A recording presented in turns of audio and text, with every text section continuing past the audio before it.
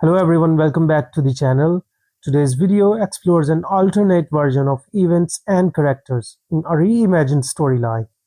This presentation is structured and adapted into an audiobook style format with narration and visuals to enhance the experience. Sit back, relax, and enjoy the story. Winter was approaching, at least that was how it appeared, as the snow began to fall on the ground, white covering green and brown. Blood would show much more clearly now. That brought a wry laugh from Aerys. The king of the Seven Kingdoms browsed through the letters which a page had brought him, and sighed. There would be much and more to do before this war was won. Rooker held fair market, which was good, but whether or not the boy had found the document that could prove their undoing, or Aeron's undoing, remained unclear. He hoped that there was no document.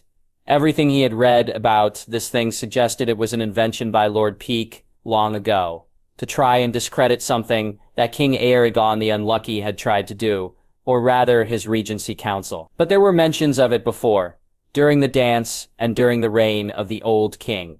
But those sources never mentioned it by name, merely by description. It could be fake, and Aerys hoped it was. He did not want to have to handle such nonsense. He looked at another letter which had come, written in the language he and Rhaegarly had developed as children, and sighed again. Grief lay heavy. His grandson was dead. The fever and the illness which had hit him during the earliest days of the year had finally come to take him away. His son was now left with only Rhaenyra as heir, and with the way this war was going, that would not be good enough. A part of Aerys was tempted to order Rhaegar to return to King's Landing to sire an heir and then return to the field. But he knew what sort of message that would send. So, instead, he contemplated ordering Shaena to join Rhaegar, but decided against that as well. Aerys looked away from the letters and breathed a sigh of relief as they were taken and burned, so that none but he could know their contents. He assessed the men before him. They were all filled with a sort of tension in their shoulders that came from war and the stress of countless sleepless nights. Connington. Word from the scouts? Since their first fight with Baratheon, there had been another battle. This one against forces commanded by Lord Eastermont. They had won that fight, and destroyed Estermont's host and his supplies, depriving Baratheon of much-needed respect. Baratheon had continued marching north, though, as if he were a man possessed. Baratheon continues to march toward Tumbleton. It seems as though he has decided that that is a much more worthwhile venture than taking any sort of chance at King's Landing. It seems he has some brains within that skull of his. He knows that if he tries to ride for the capital, with us on his tail, he will be beaten against the walls and destroyed. He continues to attempt to link with the forces Jon Arryn will send into the Riverlands. Connington replied. And where are the forces of Jon Arryn? Aerys asked. So far the reports he had heard suggested that Arryn had not yet even ventured into the Riverlands, apart from a small host of 2,000 men he had sent toward Riventree Hall. There had been sighting of Valemen. Aerys was beginning to wonder if the man would ever bother showing or if this was all just a ruse. As far as the scouts and our sources can tell, they remain grouped within the Vale. Other than the force, His Royal Highness, the Prince of Dragonstone, fought at Raventree Hall. No other force has come forward to fight them. Connington stated, Denies Arryn would have given a very good account of himself at the Battle of Fontaine, and also the Battle of the Streams spoke then. It is a trap, Your Majesty. Jon Arryn is trying desperately to give the impression that he is dithering. Really, he is waiting for His Royal Highness, the Prince of Dragonstone, to split his force, and then he will move in from above and try something. It is a strategy he used against the mountain clans to great success. In fact, I would not be surprised if he had the mountain clans fighting for him now. Now, wouldn't that be something? Lord Hayford snorted. Savages fighting alongside the men who had previously been hunting them down like dogs. Why would such a thing happen? Aerys looked at Dennis to see what he would say. He was not shy in responding, because the men of the mountain clans hold allegiance only to themselves and to the gold that they can be paid. Arryn has gold from the trade with the free cities. He knows more about them than they do about him, and he knows how to play on their basic instincts. No doubt he will be promising them the riches and plunder of the Riverlands for siding with him. Arryn looked at him and said, They are dangerous men, Your Majesty. They are some of the finest fighters present in Westeros. They will not stop until every man they come across is dead. Rosieris nodded, though he harbored his doubts as to whether or not Arryn could be trusted. He turned to Lord Barnman and said, You know the terrain here better than most, my lord. What would you think of doing if you were Robert Baratheon? Barrowman was a man who, though he looked like a cow, had shat him out, had brains and wit, and a common sense that some lords deeply lacked. I would not ride for King's Landing. That would be far too obvious. And as you mentioned, Your Majesty, if I did so, I would be ramrodded between the city and the army on my back. No, instead, I would make for somewhere else. Somewhere where I would dictate the terms of a Gengent and where there would no chance of being surrounded and cut off. In other words, you would make for Tumbleton? Aerys queried. Yes, Your Majesty, Barrowman stated. Tumbleton has no proper walls, it has open fields, and plenty of places for the archers of the Stormlands to wreak havoc from. The wind there can make things unpredictable, and with it beginning to snow as well, that will make the heavy charges our cavalry favors an irrelevancy. And how would you, if you were command, try to make sure that Baratheon did not get to use these conditions in his favor? Aerys asked. Barrowman had a sharp mind, and with the way things were progressing, Aerys hoped that if they could pen Baratheon into close quarters, they could perhaps win and prevent the chaos from escalating further. Barrowman was quiet for a moment, his brows scrunched in concentration.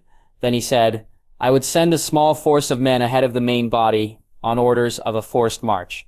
I would order this force to attack the rear of Baratheon's host and tell them to kill as many men as possible. They would serve as a distraction, forcing Baratheon to risk losing face or to lose precious time in making toward Tumbleton. One would need to gamble on Baratheon having too much pride to keep riding, but it is a risk I believe worth taking. Rosiertz nodded his thanks and waited a second, as expected. Connington spoke. Whilst Lord Barrowman speaks sense, Your Majesty, I must urge caution. Rosiertian might appear hot-headed and without almost a lick of sense, but so far in the battles we have fought against him, and in the battles he has displayed a caution that previously we thought was unknown to him. To gamble everything on him doing something that might be completely irrational at this stage in the war is not something I think we should do. Would you leave it for him to come and find us then? As he did at Fontaine, Lord Blunt demanded. Would you have us sitting on our hands? Or would you have us marching into a slaughter? Blad was not the most courageous of men, and Aerys often found himself quite annoyed by the man, but in this case he was speaking sense. Aerys had no desire to allow Baratheon to catch them again, nor did he have any desire to lead his men into a slaughter. If he could stop Baratheon before he got to Tumbleton, then that would be for the better. Connington did not reply immediately. Instead, he hummed and eyed, and then he spoke. I am merely suggesting what I think is a reasonable course of action. The final choice lies with His Majesty, the King. All eyes turned to him then to assess what he would say and how he would say it. Aerys took a moment to consider everything that had been laid out before him. He was terrified of Baratheon getting ahead and getting to Tumbleton and setting up a confrontation that they could not hope to win. But he was also terrified of Baratheon turning around and fighting them as they were now. Logic dictated they force Baratheon to make a mistake. He took a breath and replied, Lord Baratheon, you shall command the party. Take 600 of your best men and ride north as quickly as you can. Engage with Baratheon's rear and ensure to make it so that Baratheon himself is drawn out into the fray. If you get the chance, kill him. Baratheon nodded and Aerys stood. This meeting is dismissed. The men filed out of the tent. Aerys waited until they were all gone before looking at Sargerold Hightower, the Lord Commander of his Kingsguard. The letters were all burned. Yes, Your Majesty, Hightower replied. Hightower had joined the Kingsguard when Aerys was but a babe. He had served well during the reigns of Aerys' grandfather and father, and had more than earned his stripes as Lord Commander. The second son of Lord Barkhamond Hightower, a towering giant of a man who had been grandfather's staunchest supporter through everything. Aerys nodded, moved from the tent to his own, and prepared for battle. His armor was placed on him by his squires. He moved around once it was on, to get acquainted with it once more. He rolled his shoulders. He kneeled. He used the motions for fighting. The armor fit well, as he had always known it would. There was just a faint trace of the battles that had come before, in small scratches. Nobody else but he could see. Barrowman came before him and bowed. I wish you well on your journey, my lord, Aerys said. Barrowman gave his thanks and promised to do all he could to deliver victory. Aemon got up and left, and Aerys watched as 600 men rode off with him. He turned back to his Kingsguard and told them all in the confines of his tent. Should I die during the battle that is to come, and should you live, I want 2 of you to go to my son and inform him of what has happened. I want you to take the army with you. I want 1 of you to return to King's Landing to protect my wife and daughter and granddaughter. Do you understand me? Yes, your majesty. All 3 Kingsguard replied, bending the knee and swearing the oaths they had once sworn long ago. Once that was done, Yaris turned to say his own prayers. He thought of Royala, of her smile and her words, of her embrace. He thought of Shayna and Rayat, and he thought of Daenerys, who was heavy with child. He thought of his family, and he swore a vow before the 7 that he would survive this battle for them and for Westeros. He had far too much work that needed to be done for him to die now. Once finished with prayer, he straightened and marched toward his horse. A knight came to him and told him, "Sire, I have come from Barman's host. They are engaged, 3 miles north of here." Urus thanked the man and mounted up to arms. The call went out. Once his men were armed and ready, he said, "We killed traitors today." His men cheered and he rode out. He knew who had command of the left and right, just as his men did. He rode as quickly as he could, the Kingsguard at his side. The sound of battle grew louder the closer they got. There were bodies piling on the road as he approached. A shout went up, and horses came charging from the mist. "Actuaries!" A yell went out. Baratheon was there, charging toward him in armor that made him look like the Laughing Storm, all yellow and gold and black. Actuaries watched as he swatted 1 man and then another away with his hammer, making it look like no work whatsoever. He swallowed nervously, then steeled himself. He was a Targaryen, not a mouse. Baratheon kept charging. Lors decided to spur his horse forward, slowly drawing black fire from out of its scabbard. Both hands wrapped around it. Baratheon came closer. Sir Egwene Gaunt engaged him. Arys saw the 2 fight, all sparks and fire. He saw Baratheon grunt. He saw blood fly from the man. Arys clashed with men who came with Baratheon. He killed them easily enough. Baratheon managed to knock Gaunt to the side, but he was bleeding. "You will not win this, Baratheon," Arys snarled. "Your father would be ashamed of you." "Don't you dare mention my father, you madman!" "He is dead because of you," Baratheon snarled. "He was murdered by your own bannermen." Azira snapped. "I had no part in his death. I loved him like a brother." "Pah! Some brother, you wanted him killed because he did not agree with your madness, because he did not want to implement the reforms that would destroy our kingdoms." Robert snarled. Around them, Baratheon guards died, as Gaunt, Selmy, and Hightower took them down. Baratheon had not yet swung at him, so he managed to keep his calm, though his sword was in his hands. "You are being fed lies." Stefan was supportive of the reforms. "They are needed to protect the kingdom, to make it healthier," Arys replied, his mind working quickly. "Increasing taxation and destroying the legal system is not making the kingdoms healthier. It is making them weaker." "You fool!" Baratheon snarled and swung. Arys blocked the swing and pushed it back. "I don't know what you have been hearing, but I think you have understood wrongly." "I have understood perfectly. Jon told me all about your craziness and what it means for the realm," Baratheon replied, swinging again. Westeros moved backwards, and it clicked. "Aaron is lying to you. The deaths, the barbed threats, the return of the rat, the hawk, and the pig.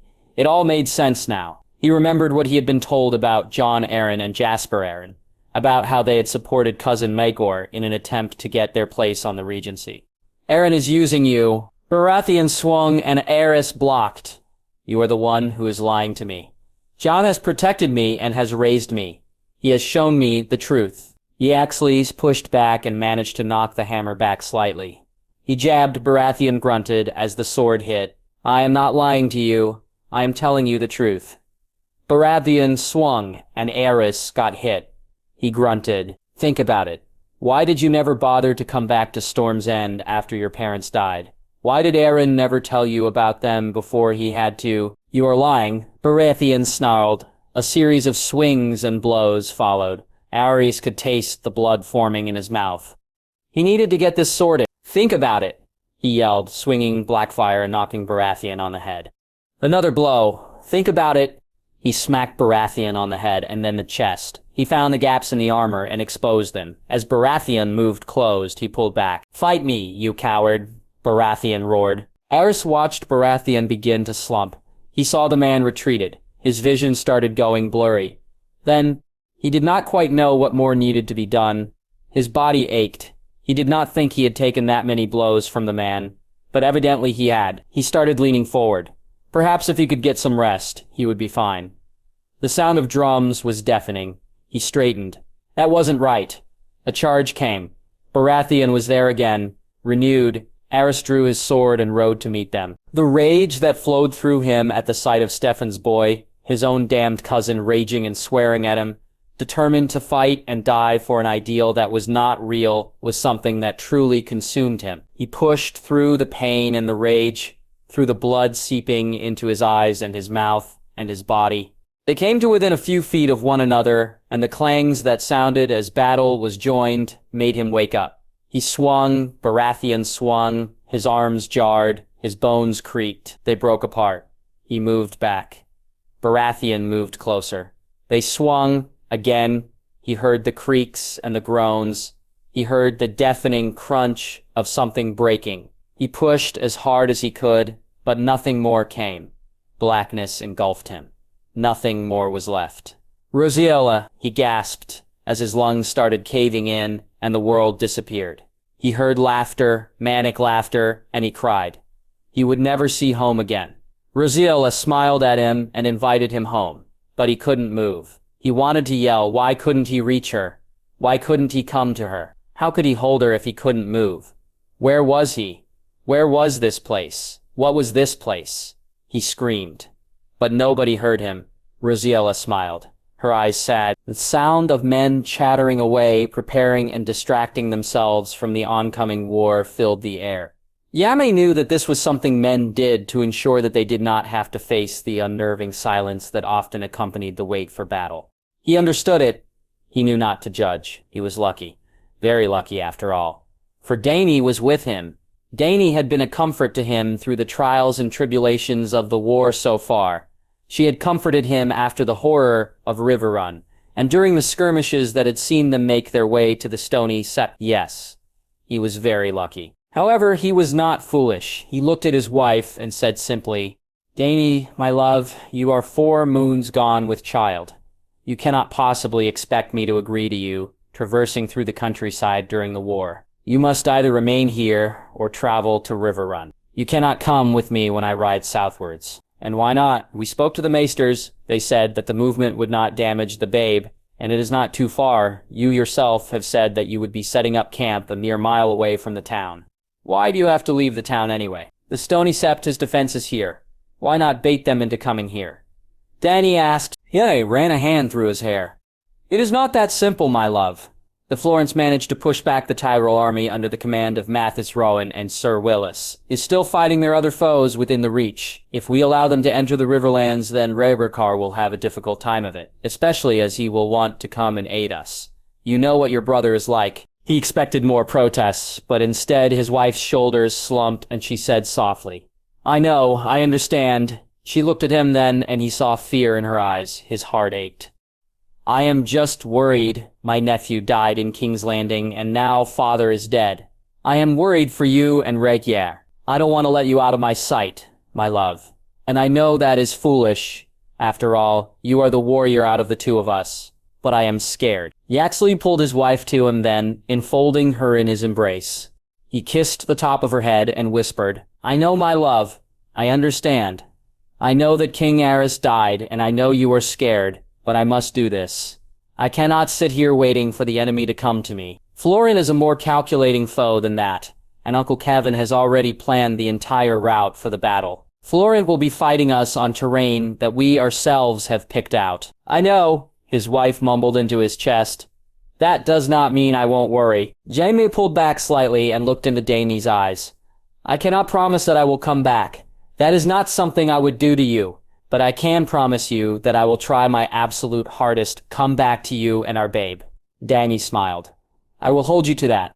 No reckless charges, my love. Yaxley laughed and kissed her. When they pulled back, he whispered, How could I be reckless knowing that this is what I have to come home to? His wife laughed and he smiled. Daenerys looked beautiful. She always did, but there was something about her being with child, his child, that made her look even more beautiful. Her skin glowed, and her hair, her hair was just something else. He pressed a hand to his wife's stomach and smiled. I look forward to meeting our child. I look forward to showing them the rock in the Westerlands and telling them all sorts of stories. When this is all over, we can tell them the stories of how their father fought bravely like a knight in the songs to defeat the great beast that threatened everyone. We can tell them the stories of us. And we can tell them the stories our parents used to tell us. Janie agreed. Jamie felt his smile widen. You know, I always did wonder why Queen Raphael told you the story of the knight and the dragon, but never told your brother or sister about it. Dany giggled slightly, and Jamie felt something stir within him. Oh, she did tell them. It's just that I paid more attention to the story rather than the other things. Of course you did, Jamie said, pushing his wife back onto the bed. He looked at her from above and whispered, I love you, Dany. Dany gasped as he started kissing her neck. I love you too, Hime. They kissed, and Jamie lost himself to her embrace, and to her love, and to everything about her and them for the time they were together. There was only them. There was no war. There was no Florent, or army, or anything like that. There was just Jamie and Daenerys, as it was always supposed to be. When they were done, he lay at her side, his arm wrapped around her, and sighed in pleasure. When this is all done, what do you think will happen? Dany asked, sounding sleepy. King Rhaegar will reform the realm as your father wished, and he will lead us into a golden age, a time for the kingdom to become united as it always should have been. And you and I shall help make the kingdom a far superior place than it is currently. Our children will have the best lives they could possibly imagine, with parents who love them. Shemi replied, looking at his wife, wondering how he ever got so lucky. His wife ran her hands over his chest. That sounds so perfect and wonderful. Jamie agreed. They remained like that for a time before sleep claimed them. He woke some time later, and he knew by the sounds of the steel being prepared that the time for the war council had come. He woke Dany and informed her of this. She kissed him, and then they got changed. Jaime dressed into his armor and made his way over to the main rooms, where they were holding the councils. There he found the lords all dressed and ready. He nodded to them, then sat down. Report, he commanded. The Florent army has ridden around Highgarden, whilst leaving a small force to lay siege to the castle fortress. Our scouts report that this is merely a tactic to draw Rowan out of hiding and back into open fighting. Saruwellas continues to fight against the Florent allies in the Reach. He recently won a victory at Ocean Road, and it seems is trying to make a final push for Brightwater Keepiths. As regards the Florent host itself, our scouts report that they are somewhere near the Silver Passes and as such are gathering more men by the day. Uncle Kevin stated, these men that they are gathering, are they sellswords or are they villagers who used to fight for the traitors? Shanae asked. They had fought against a host commanded by Lord Hay and defeated him, slaying him and his entire house, but there were still soldiers around who had fled. I believe these are merely villagers who have not had the time to see reason and instead are rallying to the Florents who have used their victories over the Tyrells to rally more support and monetary aid. Uncle Kevin said. That Baratheon killed His Majesty. King Aerys has done the rebels a world of good as well, Lord Creekall stated. Where is Baratheon? Jamie asked. The thought of gutting that arse brought him a strange amount of satisfaction considering he had never met the man. He supposed it had something to do with the fact that Baratheon was a traitor, and as a cousin to the king had become a kinslayer by slaying his own cousin, let alone king. Our sources report that he decided against riding for King's Landing, and instead has ridden northwards for Fairmarket. The king's host, under the command of Sarah Barristan, Selmy, and Sargwain Gaunt, has marched after him, determined to bring him to heel. Uncle Kevin replied, So, that means the White Bull is dead? Jakime surmised, wondering how he was going to mention that to Dany. His wife had had a fondness for Sergerold, seeing him as an uncle, and he knew how much her father's death had hurt her. Very well, he said, deciding to place that concern to the side for now. This Lord Florency seems bolder and more decisive than his father. How true is that? It was Uncle Taggett who answered. Lord Yaxley has displayed the same sort of tenacity that his uncle Sir Axel demonstrates. He is bold and he is smart. But from what I have observed, his boldness often beats his smartness and makes him do things that are not completely rational. His attack on the marsh being proof of that, I think that he can be goaded into making mistakes. One need only lay the bait out for him. And what bait might that be? Jamie asked. He had a rough idea word of the Battle of the Marsh had trickled through, and it had not painted Alkine Florent in a flattering light. Attacking so many holy men for little reward was never a good idea. Place the baggage out in front. Instead of putting in the reserve as is custom, place the chests of gold and silver that the king gave you out in the front. Leave a light guard. Florent will come chasing after it, to try and make an example of you. Station archers near the gold hidden in plain sight, and when Florent comes, as he surely will, have them fire on him and his men. Uncle Taggart stated, the suggestion was bold. Jaime would give his uncle that, but there was something about it that smacked more of arrogance than confidence. And what happens if he does not fall for that? The marsh must surely have taught him about patience and not taking things as they seem. I would think that the fact that the man is spending more time traversing northwards than actually going for the killing blow against the Tyrells, a sign that he is more focused on winning glory than pursuing what his family has supposedly wanted for nearly 3 centuries. Uncle Garion stated, it could simply be that he knows getting bogged down fighting against the Tyrells would prevent his chance of getting the richer spoils of war that are available in the Riverlands. I think it would make more sense for us to do as Sir Tyget suggests and bait him. His arrogance could well ensure that we do better than he does. Lord Banefort said, or it could lead to us being left with egg on our faces. And with this being a crucial battle for the course of the war, I am not sure if that is a risk you should take, my lord. Lord Brax said simply, have a bit of confidence that I know what I am suggesting. Uncle Tyget said, his eyes flashing dangerously. Florent has the ability to do great damage, but his arrogance will cost him. I say we exploit that arrogance and make it so that he cannot come back to hurt us, or the king in later battles. Yainta thought over the suggestion. There was sense in what his uncle suggested, but there was also a great risk. Archers would not be enough. They would need some armed presence as well. Not too overt, but enough to ensure that they could not completely fooled, should Florent try a feint. His mind made up. Yaintami looked at the room at large and said, we shall go with Ser Tyget's suggestion. Place 20 crates of silver and gold at the front of the host, place 20 armed guards, and place 10 archers nearby. But Ser Tyget, I want you and 100 men waiting nearby in the shadows. You will be the advance party to strike before anything else can get out of hand. It shall be done, my lord, his uncle said. Yaime nodded. Very well, let us bring this meeting to an end. He got up. The others rose, bowed as he walked out, and he made his way to Dame Tiu, who smiled when she saw him. She put his hand on top of her stomach and then put her hand on top of his. Remember what you have to come home to, my love, Dame Tiu whispered. Yaxley nodded. I do. He kissed her, then pulled back and watched as she tied her favor around his arm. He mounted his horse and said, I will come back to you.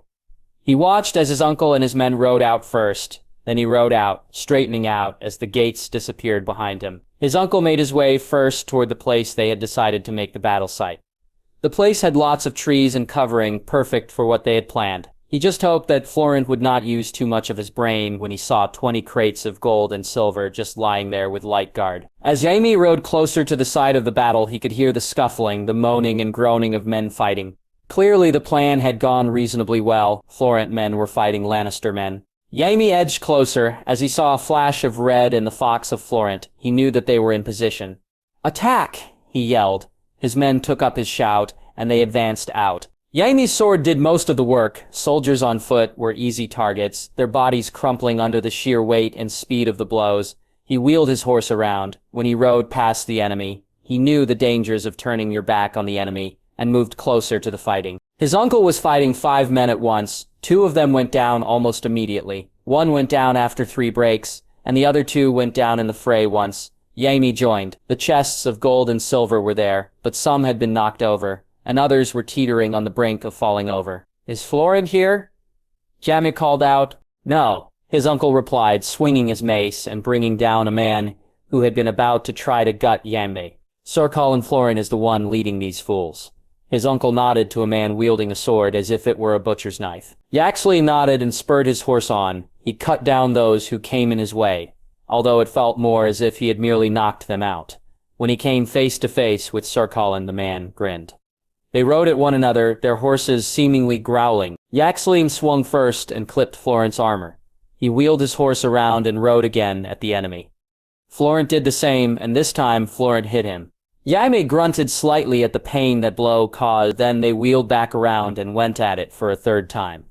Or at least tried to. Jaime decided at the last moment to duck. He slashed at Florent's horse's throat and brought the beast down, its death screams sending a chill down him. Arrower! A roar. A horn, but where? Jaime wondered. He heard more men fighting somewhere in the distance. And it clicked.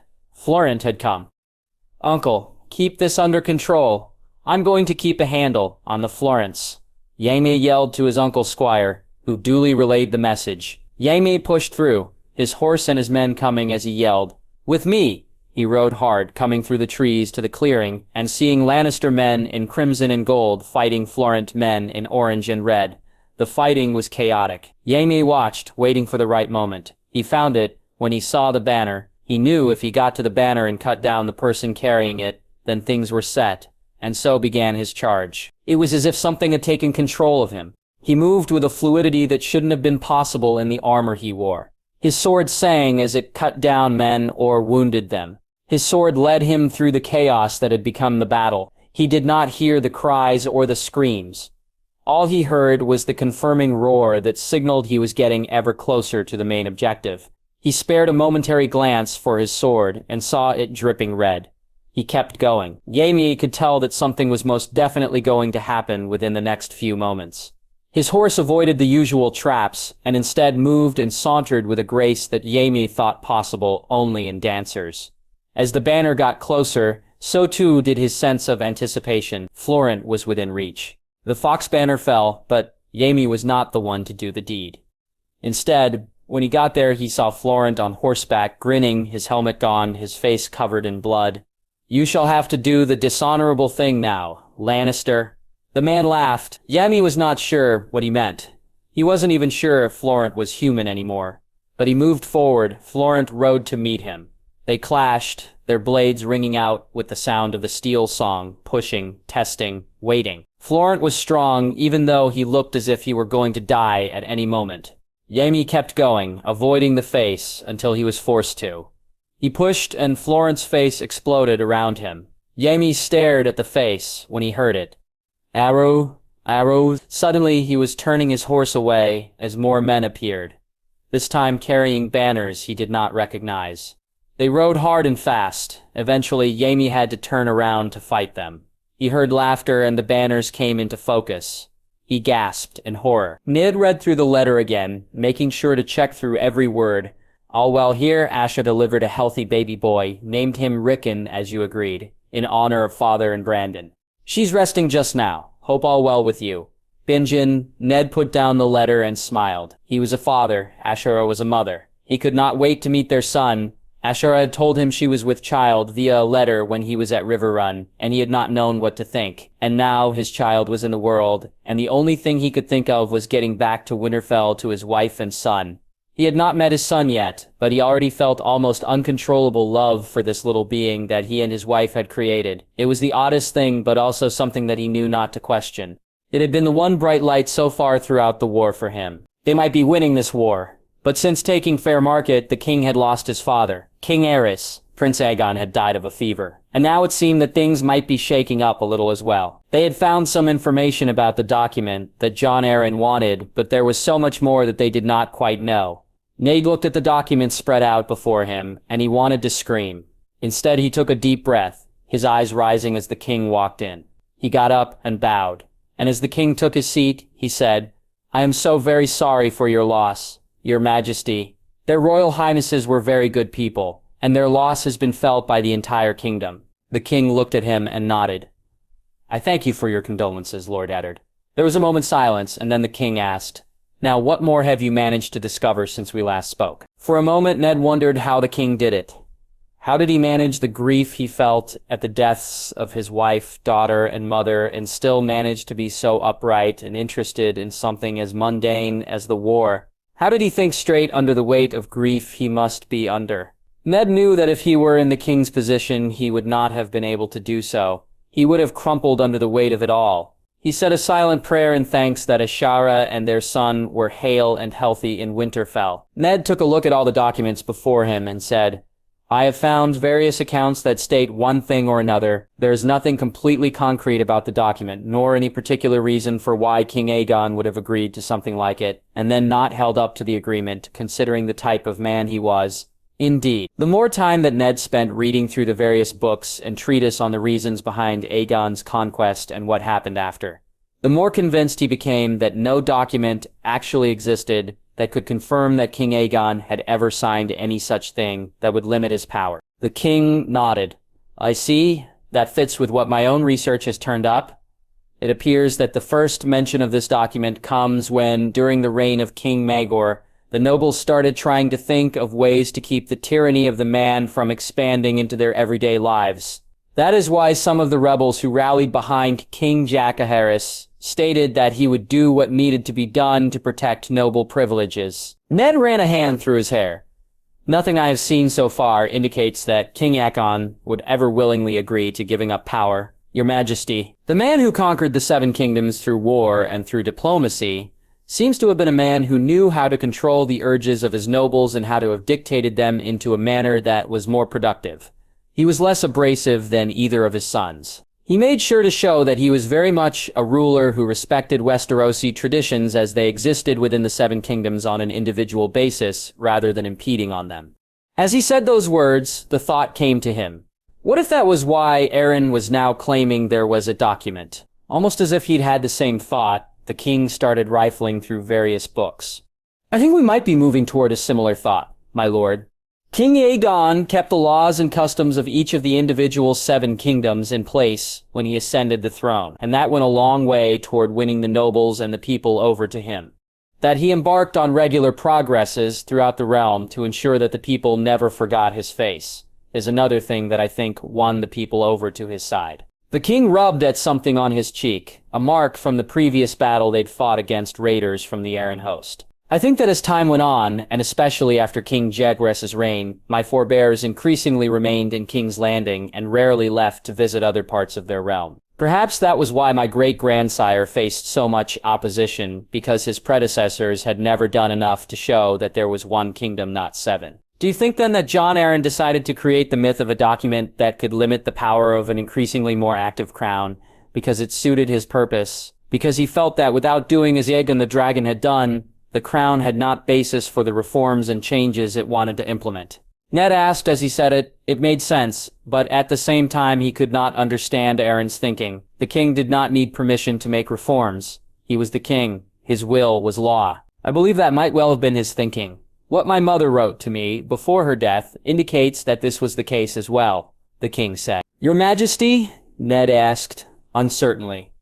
The king had not mentioned anything about a letter, though considering the circumstances in which it was likely to have arrived, he did not blame him. The king ran a hand over the bruise again, then spoke.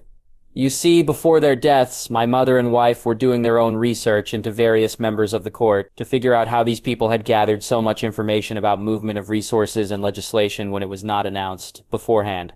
They also wanted to know where the rebels had gotten their early information from in the years preceding Duskendale. The king took another breath. This one seemed as if it had caused him great difficulty. During their investigations, certain members of the court became active suspects in this war. Foremost amongst them was the man who my father had appointed as Hand of the King before the war broke out, Lord Owen Merryweather.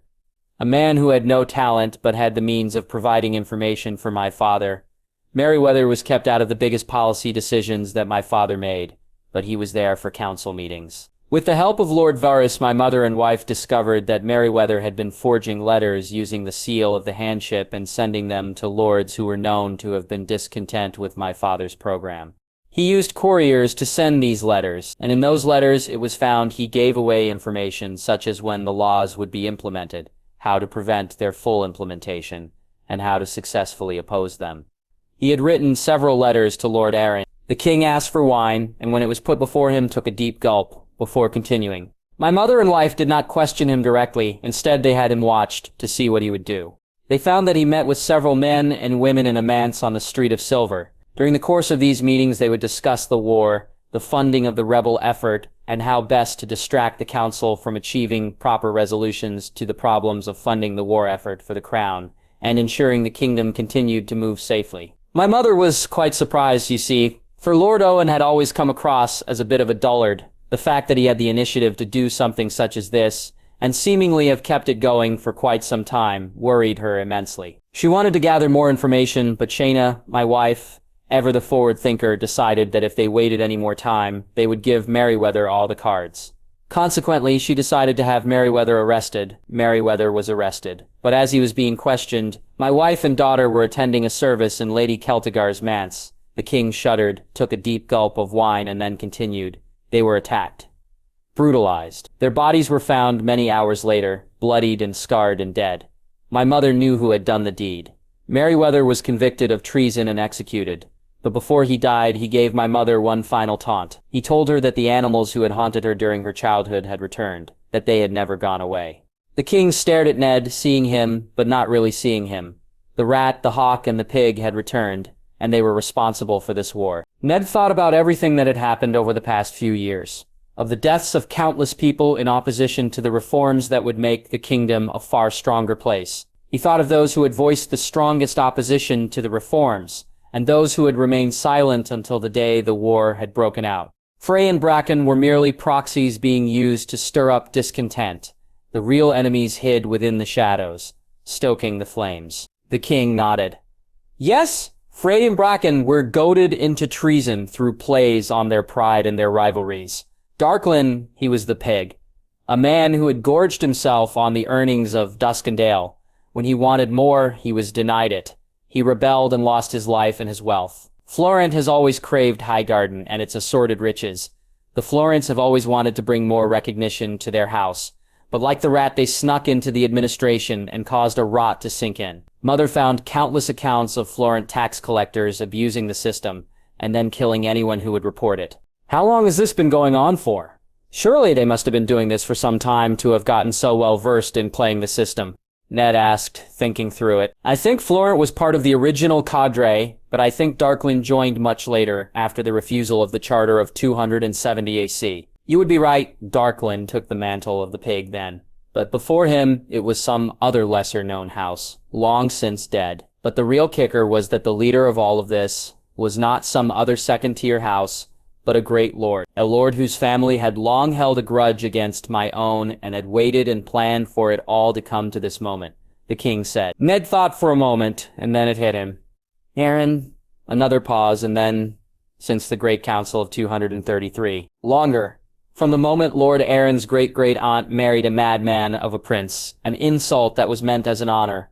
Aaron's predecessor would never support the Blackfires without a desire to see it through for revenge, as high as honor. Those are the Aaron words, and their sigil is a falcon, though in certain lights it could come across as a hawk, the king said. A dark light coming to take hold. My mother was burned alive by men bearing the sigil of the hawk. They were destroyed by the king's guard, and by the gold cloaks. My mother managed to get what she had found written down and sent to me before her death. Varys and Pyxell hold the city in my absence, but now I know why Aaron has done all of this. And now I think we must concentrate on defeating him. Would the revelation that there is no document do that? Ned asked, thinking that perhaps they could get through to Baratheon. The king shook his head. No, Aaron has his replacement claimant with him in Baratheon. We must destroy him on the field of battle, and we must destroy the records of everything within this place. We cannot afford having it falling into their hands. Ned wanted to protest. The loss of such old knowledge was a crime. But then he could see why it was necessary, and so he said, I shall have my men see to it. Good, the king said before he stood. Ned stood as well. Have your men tidy this up and come with me. We have a war council to attend. The king moved to the door, and Ned gestured at the documents to his servants. They quickly got the message and started moving things to the fire. They walked out of the room in silence. The king seemed contemplative, but also tense. Ned felt tired. The war was going in their favor. But there had been no word from Stony Sept in some time, nor had there been any news from the fords, where Edmure Tully and the rivermen were stationed, protecting against any surprise attack from Baratheon or Aaron. They entered the main room where the lords were gathered, alongside the king's guard present. The king sat down and then spoke. Report. Lord Stokeworth spoke. Scouts report that the fords are still well guarded, and that the Baratheon host is being hounded by the host commanded by Ser Barristan Selmy. As for the Aaron host, they remain an ever-looming presence, but not present. So far, there does not seem to be much going on without... I think this is too convenient. I do not like it. Lord Manderley said, It seems too much as if Aaron is lulling us into a false sense of security. Fairmarket does not have the defenses of a river run or even of a Harrenhal. If the enemy comes to use here, we are doomed. I do not plan on remaining here. The document that Aaron claims is here is not here. We have scoured through every inch of this place and found nothing. I shall not waste any more time. I have instructed Lord Stark to have every document within the library here burned so that it cannot be placed into false hands. We are going to leave from here on the morrow and ride for the fords. We shall aid the Tullys and the River Lords in their quest to defend crossing from the Valemen. The time has come for us to be on the offensive. The king stated, "And what of King's Landing, your majesty? With the deaths of the Queen Dowager and the Queen, there seems to not be any viable commanding presence there. Would it not be a good idea to send someone with a presence to hold the city?" Lord Mouton asked. The king stared at Mouton. Ned suspected that the man wanted the king to give him a small force to command King's Landing, to no doubt play into his own cowardly pursuits. The man was not a brave one in contrast to his brother. Considering the enemy host that remains in our way, I would say that anyone trying to get to King's Landing would need to get through them. I will not waste men on something that might not ever be achievable. King's Landing is defended by 2,000 of the finest fighters in Westeros and the royal fleet. For now, it is secure.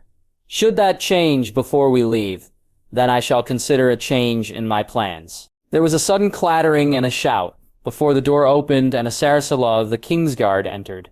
"Your Majesty, forgive me for the interruption, but the scouts have returned, and they carry grave news." "What news is this?"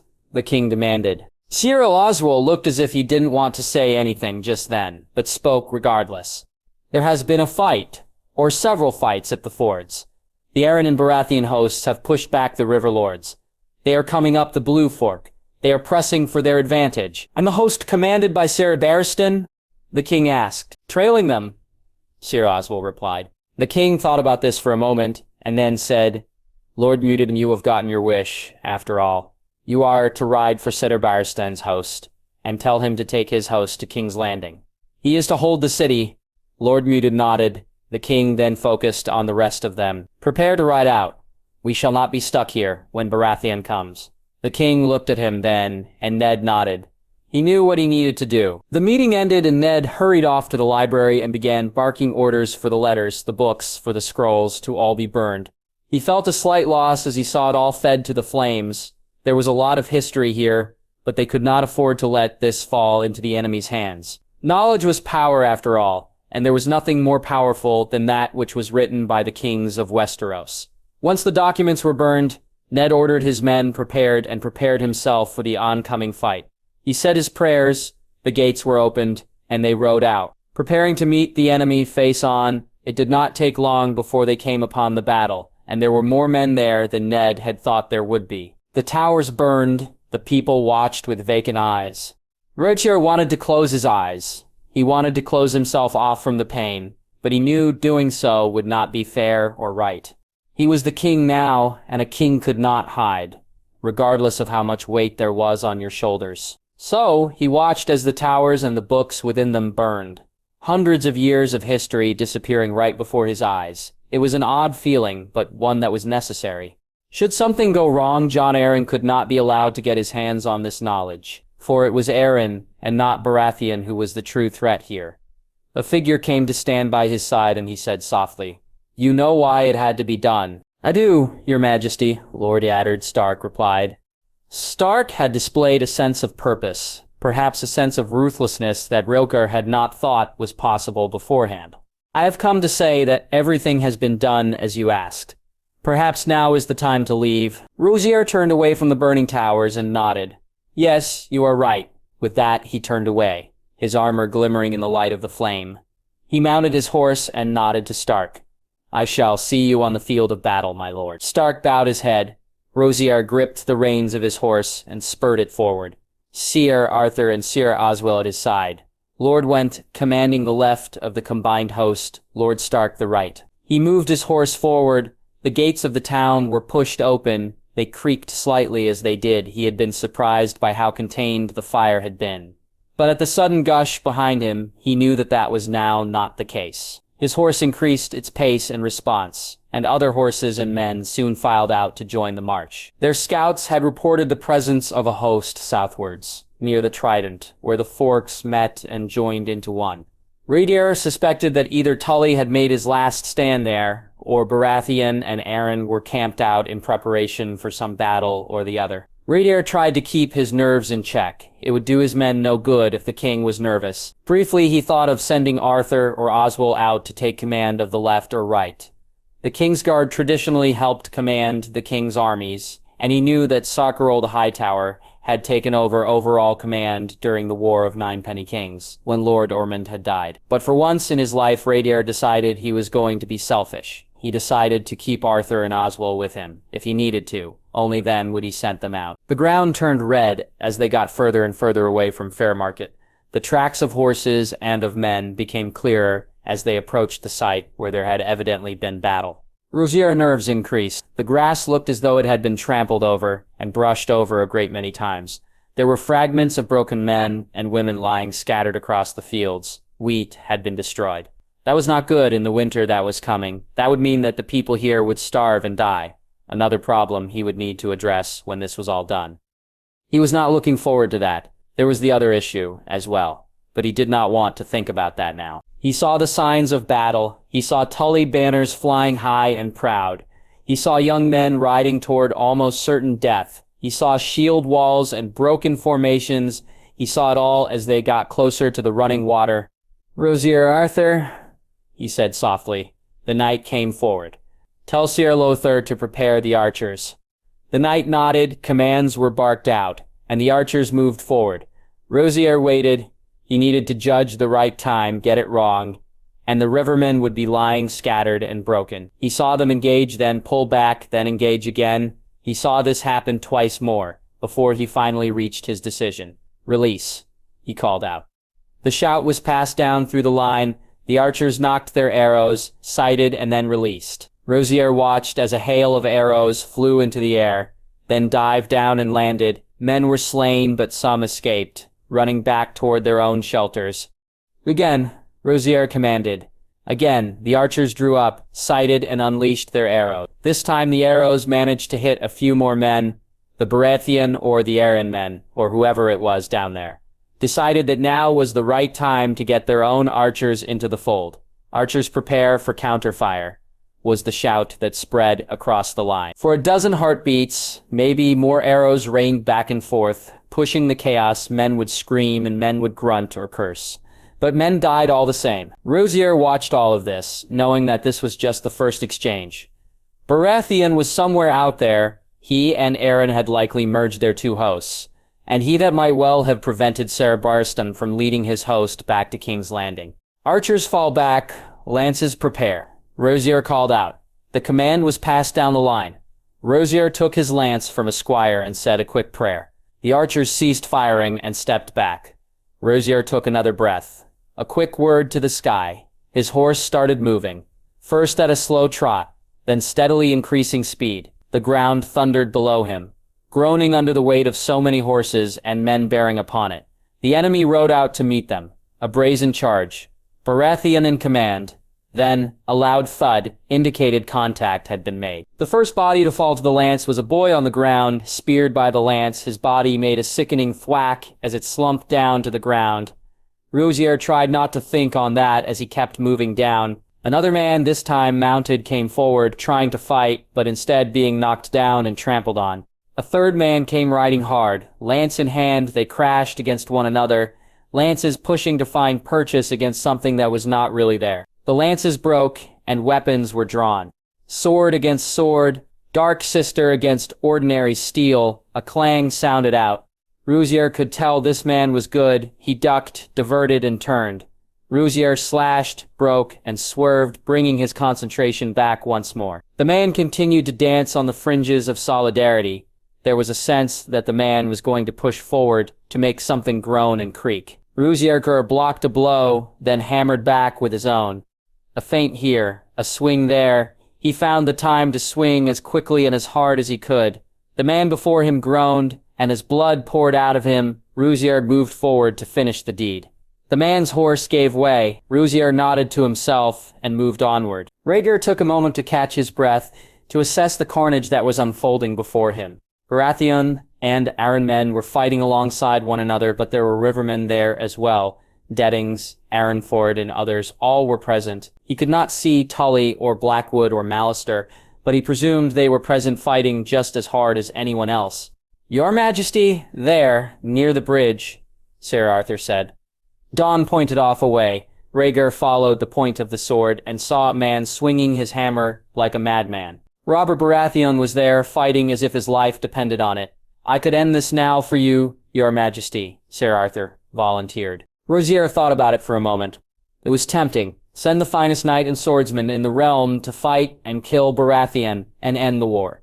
Yes, it was very tempting, but Rosier knew that should Arthur go and die, then they would be down a very fine fighter. He shook his head. "No, remain here. We must take care of the others. Isolate Baratheon and ensure he has nowhere to run." He knew Arthur would not like that, but the knight said nothing. Rosier, the horn sounded, and he knew that Stark had joined the battle, sweeping up through the northwestern side. "Come, we must push forward," Rosier said, secretly hoping that this would see off Baratheon before he would need to face him. Dark Sister sang as she met another foe's body, cutting down the man and advancing over his already rotting corpse. There were more men, foot soldiers mainly, who came forward trying to fight the king to win glory for themselves, but a damned day in hell for when they did die. Rosier dispatched them easily. Peasants were no match for a Targaryen. Those who he ignored were dealt with by Arthur or Oswell. They were finally earning their keep as knights of the king. Rosier noted that the battle was all around them now. There was not one corner of ground that could be seen. It was either covered by bodies or by men fighting. Somewhere in the distance the trident was simmering, running deep down and pushing for something that might or might not be there. Rosier pushed forward as knights came at him. Swords were swung, but blocked and pushed out of the way. Knights fell or were pushed. He was not quite sure, but he rode on regardless. He was the king. He did not have the time or the luxury to wait behind to see what could or could not be happening. A giant of a man swung at him then. He blocked, but the impact caused his shoulder to jar and for him to grunt in pain. That would hinder him perhaps if he let it, but this time he could only hold firm, the strain of it all making his shoulder scream in protest. Sweat trickled down his brow. The man before him was panting heavily from the strain of the combat they were locked into. Rhaegar held as firm as he could, but he knew that his arms were going to give way soon. The man was the one who broke first, his weapon moving back suddenly. Rhaegar inched closer. He feinted to the right, drawing the man there, exposing a gap between his helmet and his neck. A small gap, but a gap all the same. Rhaegar moved quickly, using all his training to dart in and snick the man, before he moved back. Blood gushed out from the wound. He'd gotten a vein. The man reeled and slumped, his horse bolting, dragging him across the ground. Rhaegar watched and sighed. He moved forward. Baratheon appeared closer than he had been before. Butterflies moved in his stomach as he realized that he steeled himself. He was the king, and the king did not feel nervousness. He moved forward, Dark Sister singing at the lives she took, at the way the men crumbled before her very touch. Around him the battle moved, the current going back and forth. There did not seem to be a clear winner yet. The banners of Catherine, Grandison, and Fell all lay strewn on the ground, their lords somewhere near them. A shame! They were brave men who had fallen prey to something otherworldly. He rode onward, meeting Lord Swan during the midst of battle. The man wasn't a lord, not anymore, not since father had deemed him and his family traitors. Swan fought bravely, but in the end he died all the same, skewered under the weight of his armor and his hopes and ambition. Rosier moved on, the pressing weight becoming ever more troublesome. He tried not to think of the bodies as people. He knew that if he did, he would never be able to continue fighting. Somewhere there was a distinct roar. What sounded like the howling of wolves. He smiled. It seemed Stark had won the right. That gave him some confidence. Confidence that was broken when he saw a Tully banner lying on the ground. His heart dropped. Was Edmure Tully dead, then, or had he been captured? Rosier did not know, and he did not know if he would have the time to figure it out. A roar sounded somewhere close by, and men started rushing at him. Dark Sister rose up to defend him, almost on its own accord. Block, block, swing, block, block. Retaliate, that was the pattern of the fighting. One man fell, gutted through and through. Another was removed by Sir Arthur. Another was dealt with by Sir Oswell. Rosier replied to the carnage by hammering home, pushing through it all, trying desperately not to get lost within the chaos and the mix of it all. He was only partially successful. Baratheon was in view now, approaching him like a man haunted by demons, but before Rhaegar could see what exactly Baratheon would do, the tide turned and they were separated by a mass of bodies. The right had come to join the fighting properly. Rhaegar breathed a sigh of relief when he saw Edmure Tully fighting alongside Stark. They looked hurt but not damaged, and so that gave him the strength to keep fighting. He pushed through. He knew that if he got his men to link with Stark and Tully, that they would destroy what remained of the Baratheon vanguard. If the Baratheon right had been removed, then surely their host must be close to withdrawing. He kept moving, Dark Sister, laying a bloody path through almost all of those who came before him. However, all was not as it seemed, for the ground shook and more men joined, this time flying the banners of Deddings, Aaronford, High, Cox, Ambrose and Appleton, and Royce and Templeton. The Vale and Reach had joined the fighting. The swing pushed the right away, Stark having to deal with them so that they did not overwhelm the vanguard. Rhaegar watched as Stark turned and his men turned with him. Organization, which had previously given Racher hope of avoiding a direct clash with Baratheon, now gave way to chaos. His shoulders ached, and he could tell that soon enough he would need to have his arms looked at. They had taken a bruising the like of which nobody should ever have to undergo. His heart dropped when he saw Lord Stokeworth's broken and battered body lying on the ground. It had been hacked to pieces, and it seemed that all common decency had left, for there were those trying to take his armor and his sword. Racher ordered those men killed, and he stayed to watch as they were dispatched from the mortal world. When he looked up, Baratheon was charging at him. Racher sighed, his body groaning in protest. "Remain here." Racher commanded of Arthur and Oswell. His horse moved and Baratheon came closer to view. "Cousins, stop this fighting. There is enough time for this to end peacefully," Racher said.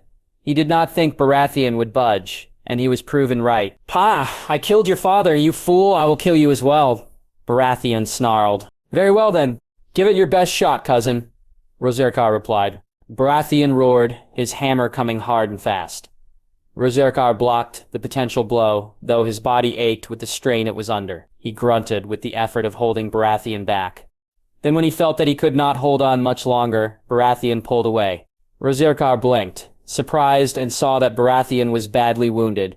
Cuts and dents present throughout his armor. Some of the cuts were bleeding quite badly. Trying once again to make his cousin see sense, he said, "Robert, please. Enough of this. Enough men have died for a misunderstanding.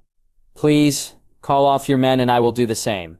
Let us talk about this reasonably. Like men, not children." Baratheon laughed.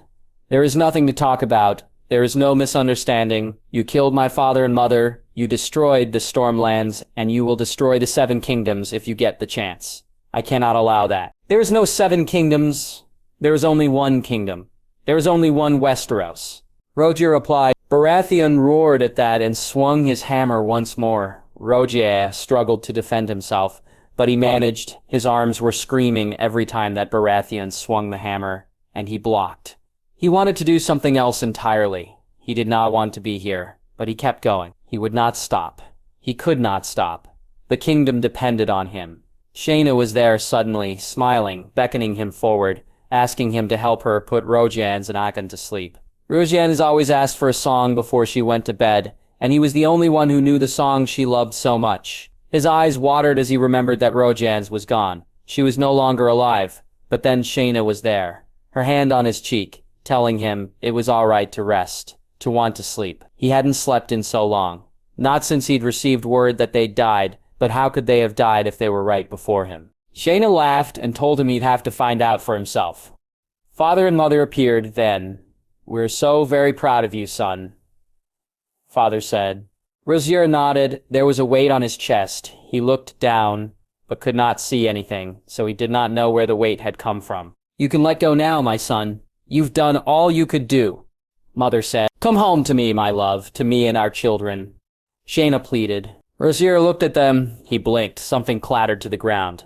The weight slowly lifted from his chest. He took Shaina's hand. "Shaina," he whispered. He fell into her embrace and felt at peace. It had been 6 moons since his clashes with the Florents, since the retreat and the counterattack, since he had slain too many men for any one person to truly be sane afterward.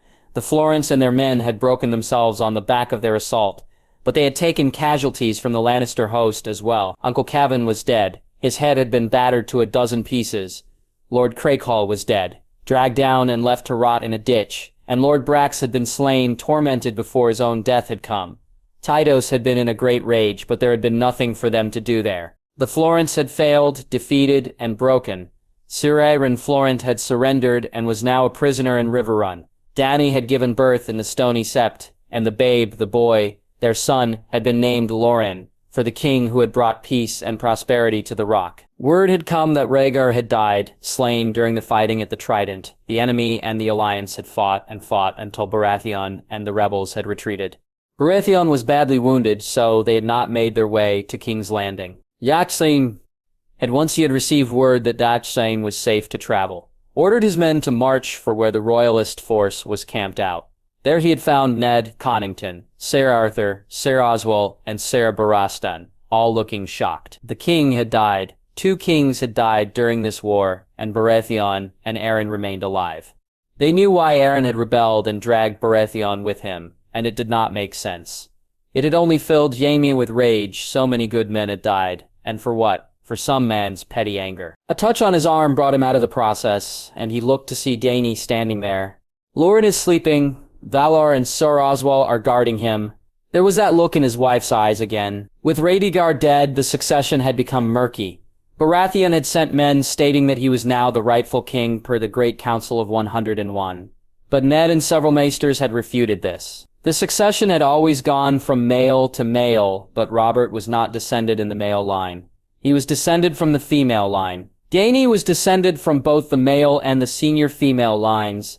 Therefore, she was the rightful queen. Baratheon's emissaries had laughed and left. Good, Jaime said. Loren had silvery hair, and one green and one violet eye. He reminded Jaime of Dany, whereas his wife thought he looked more like Jaime did. He took Dany's hand and pulled her to him. How are you doing? He knew it was a silly question to ask. His wife had lost her entire family over the course of a year, and now there were those who would deny her birthright. I am okay. You are okay. And Loren is okay. I am okay, Dany replied, running a hand over one of the scars he had taken during the fighting with Floren's host. Those memories would stay with him till the day he died. He was sure of it. How are you doing? His wife asked. Jaime sighed and laughed. I don't know. This war has taken so much from us, from everyone who has fought in it. I do not know what Baratheon and Aeron hope to achieve by dragging things out for this long. I do not know how Baratheon still thinks Aeron innocent of his crimes. A detailed list had been compiled and sent. Baratheon had replied by sending back the emissary in a box, his fingers and hands torn to pieces. I think he is seeing what he wants to see. I think he has thrown himself into the lie that Aeron has created. Because it is easier than admitting to himself that the man who he has grown up admiring, the man he sees as a father, is actually a murderer and a man who has never loved him, Aeron said. He has come to realize that Aeron has never seen him as anything other than a tool with which to achieve his goals. I saw that realization in his face when Aeron said what he said at the meeting. Jaime grimaced at the reminder of that meeting. It had been incredibly heated, a lot of words had been exchanged, and Jaime had lost his cool. He had drawn Brightwer and cut down 2 of Baratheon's guards before he had stopped, remembering where he was. It had all started over, who claimed Dark Sister and Blackfire. Jaime ran a hand over his wife's arms and asked, What do you want to do? Dot turned and faced him. She looked right into his eyes. I do not want the throne, Jaime. I saw the burden it placed on my father and mother, and I saw what the thought of it was doing to Rhaegar and Shaena. The throne is a curse, a weight that nobody can truly handle, Jaime nodded, but did not speak. He felt that there was more to come, but I will not let Baratheon sit the throne. He has the lesser claim, though he is a man. Furthermore, he would have come to the throne on the bodies of my father, mother, brother and sister, and their children. I could never live with myself if I let him take the throne. Whatever you decide, I will stand beside you completely, Jaime replied. I know, Dany whispered, placing a hand on his cheek. What do you want? A brief memory from when they were children ran through his head then, of the time they walked through the streets of King's Landing and people came to them, of the healing touch and of the look on the people's faces when they realized what he'd done, of the way they'd bowed and whispered and bowed, awe on their faces. He remembered how he and Dany had giggled at that afterwards. He remembered how they had joked about it and laughed and sung and danced. He remembered kissing Dany, and he remembered the look in Robert's eyes when he had looked at the two of them and Lorraine. And he remembered the way Dany had held her ground. He looked at Dany and replied, "I want to be with you." Dany got on her toes and kissed him. When she pulled back, she was smiling. "Then let us claim our throne." Yaxi Shigny took his wife's hand and led her to the main command tent. Already present were Ned and the other lords of their three hosts. Sarah's Barristan and Sarah Arthur were also present in their King's Guard white. Yaxi and Dany down at the head of the table, and Ned spoke. "My lord, my lady, have you reached a decision?" Yami looked at Daddy and nodded. "Yes, we have." He paused for effect. As the lords looked at one another and then back at the two of them, "We have decided that Robert Baratheon is too dangerous to allow to take the throne. He will undo everything that King Aerys and King Rhaegar worked for. Allowing Jon Arryn a chance to gain power would bring nothing but chaos to the realm. Consequently, myself and my lady wife have decided to lay claim to the throne. If there is any here who opposes that, let them speak now." There was a long silence interrupted when Ned asked, "Will you rule jointly?" "Yes," Yaemi and Dany answered together. Sir Varystan and Sir Arthur approached. They placed their swords on the ground before them and kneeled. "As King's Guard, we do hereby swear fealty to your majesties and recognize you both as King and Queen of Westeros. We recognize our oaths and do swear to protect and serve until death." Sir Oswell arrived alongside Villar, the wet nurse, carrying Lorraine. Oswell kneeled and swore the same oath as his sworn brothers had. Once the knights rose to their feet, and Oswell took his place at his sworn brother's side, and Lauren was placed in Dany's arms. Ned got up and bent the knee, as did the other lords. "For I know I speak for myself and the North when I say that we shall serve you loyally from this day until our last. Your majesties, the North is yours." Lord Yaenir, battered and beaten but still standing, kneeled and said, "We have fought and bled together. We are family in all the ways that matter. From this day till our last, the Riverlands are yours. Our loyalty is yours forevermore." Lord Wellis Tyrell bent the knee as well and spoke. "The Reach is yours forevermore, your majesties." Their lords all followed suit, and the proclamations rang out around the command tent. Jaime could admit to feeling some sense of pride. Lauren gurgled and Dany smiled. Eventually, once the proclamations were done, Dany rose and Sir Oswell followed her and Lauren back to her and Jaime's tent to stand guard. Jaime turned his attention back to the lords gathered. "What is the state of affairs? How many men do we have left, and do we have enough supplies to feed them all?" Lord Banefort was the one who answered that. "We have a combined host of some 40,000 men, your majesty, and we have enough supplies to feed them for another 2 moons. I would recommend bringing Baratheon to battle sooner rather than later.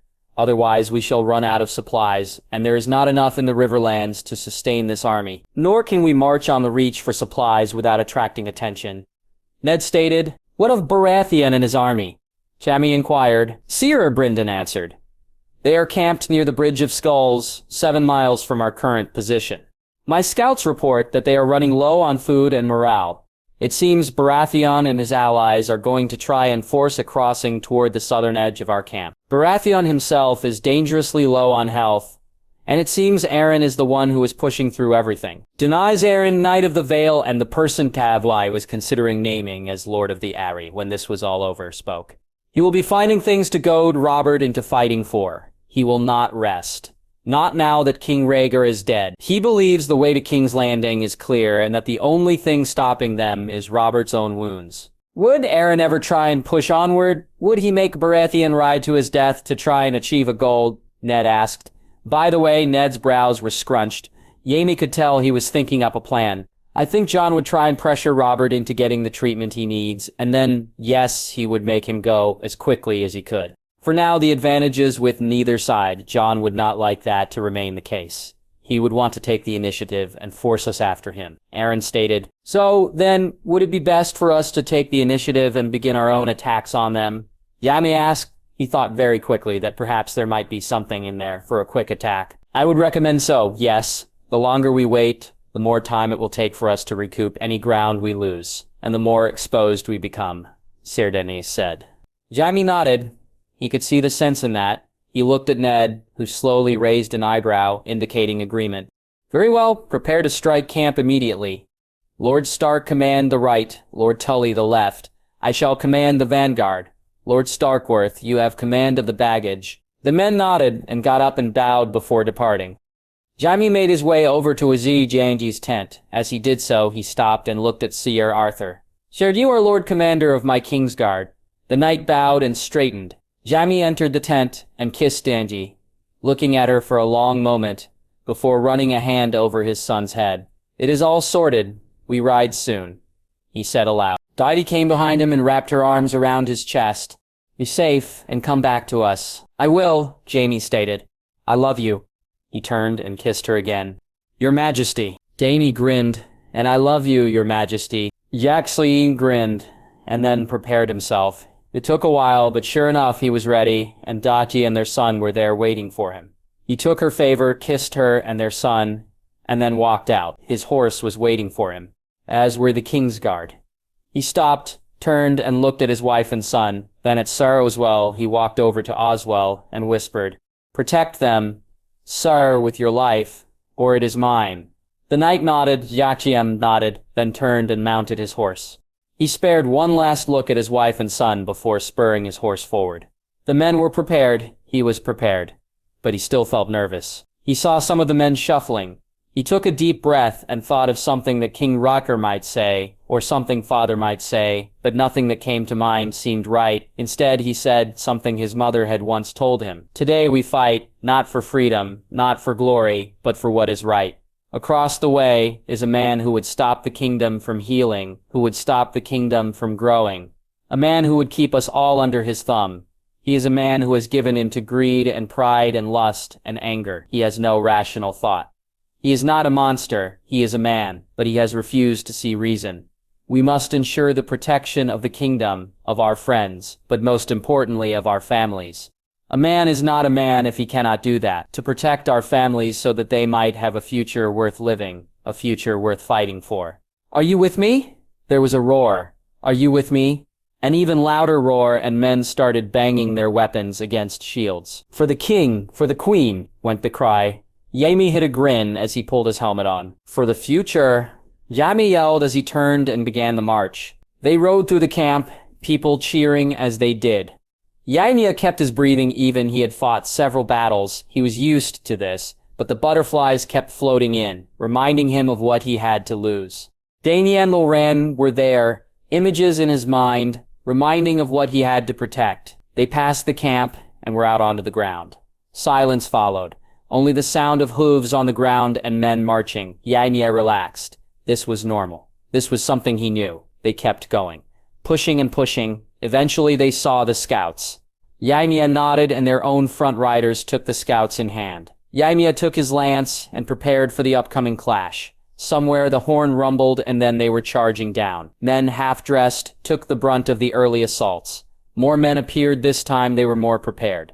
Lances broke and swords were drawn. Jaime cut them away, removing the strain of the enemy before it could become something more than it was. Baratheon and Arryn men were mixed in with those who were ill-prepared.